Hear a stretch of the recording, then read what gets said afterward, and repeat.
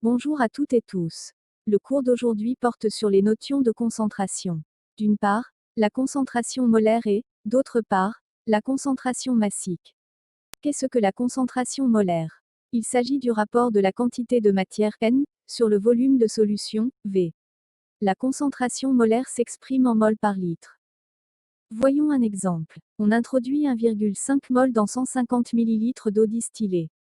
On utilise la formule de calcul, C est égal à N divisé par V.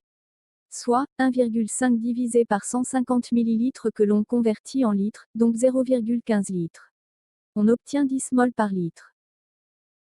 Passons à la concentration massique. Il s'agit du rapport entre la masse du soluté de ou des espèces chimiques et le volume de solution. La masse s'exprime en grammes et le volume, toujours, en litres.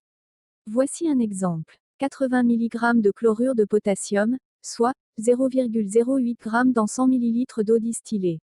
Soit 0,1 litre, si on effectue les conversions. En posant le calcul avec la formule Cm égale à m sur V, on a 0,08 sur 0,1, ce qui donne au résultat 0,8 g par litre. Il existe une relation entre la concentration molaire et la concentration massique. La concentration molaire est égale au rapport de la concentration massique sur la masse molaire. La masse molaire correspond à la masse d'une espèce chimique dans une mole. Elle s'exprime alors en grammes par mol. Des grammes par litre divisé par des grammes par mol donne des moles par litre.